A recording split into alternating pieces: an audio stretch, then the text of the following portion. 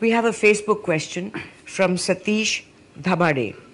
What are your party's views on the reservation policy, SC/ST, and also about women and minority reservation in education, public and the private sector?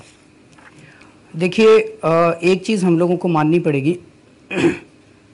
हमारे देश के अंदर समाज का एक तबका है जिसको सदियों से छुआछूत का सामना करना पड़ा।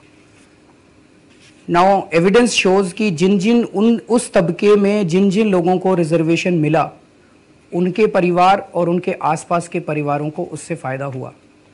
तो रिजर्वेशन तो होना चाहिए हमारे हिसाब से इन लोगों के लिए, लेकिन उसके साथ मैं एक दिन कैलकुलेट कर रहा था, पूरे देश में अगर हम देखें तो 2 लाख के करीब नौकरियां साल में निकलती हैं, स्टेट गवर्नमेंट और सेंट्रल गवर्नमेंट सारी मिला के, जिसमें रिजर्वेशन का फ़ायदा मिलता है। इस तबके के लोग लगभग 20 से 25 करोड़ लोग हैं जो इस तबके से आते हैं। आप ये 2 लाख नौकरियां देके 20-25 करोड़ लोगों तक कब तक पहुंचोगे? 100 साल भी पूरे नहीं पड़ेंगे। तो ये केवल रिजर्वेशन होना चाहिए, लेकिन रिजर्वेशन से काम नहीं चलेगा। तो हमारा ये कहना है, एक ही चीज़ है जो एक जनरेशन के अंदर सबको ठीक कर सकती है, वो है शिक्षा। आज दूसरी चीज़ मैं आपको बताता हूँ, मेरा अपना ये मानना है कि अगर एक परिवार में किसी को रिजर्वेशन मिल जाए और बेनिफिट मिल जाए, तो फिर रिजर्वेशन के बेनिफिट्स दूसरे परिवारों को मिलने चाहिए, ताकि ज़्यादा से ज़्यादा ये रिजर्वेशन का जो है ये ज़्यादा से ज़्यादा लोगों तक पहुँच सके। तीसरी चीज़, मैं उत्तर प्रदेश, बिहार, इसके कई गाँव में गया था। कई लोगों को ये लगता है कि अब छुआछूत खत्म हो गए। छुआछूत अभी भी उतनी ही है जो हम कहानियों में पढ़ा करते। शहरों में हमें कम नज़र आती है, शहरों में भी बहुत है।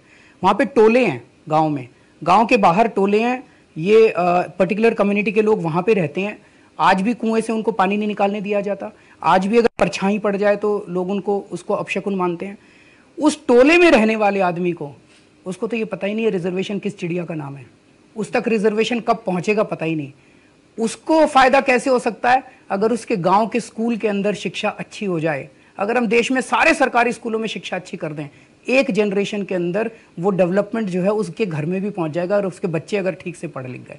तो शिक्षा एक ऐसी चीज़ है जो सबको समान स्तर पे एक जनरेशन के अंदर लाके खड़ा कर सकती है। रिजर्वेशन के साथ साथ मुझे लगता है हमें शिक्षा के ऊपर तुरंत एक क्रांति पूरे देश के अंदर लानी पड़ेगी। और अगर ये हो गया, मुझे पूरा यकीन है एक जनरेशन के बाद यही लोग खड़े होकर कहेंगे अब हमें रिजर्वेशन नहीं चाहिए, हम आपके बच्चों के साथ खड़े होकर कंपटीशन करना चाहते हैं। लोग तो तैयार हैं, वो स्कूल की बुरी हालत हो, सरकार ने कर रखी है। अब दिल्ली सरकार के मंत्रियों के खुद के प्राइवेट स्कूल चलते हैं, तो वो सरकारी स्कूल क्यों चलाएंगे, ठीक करेंगे?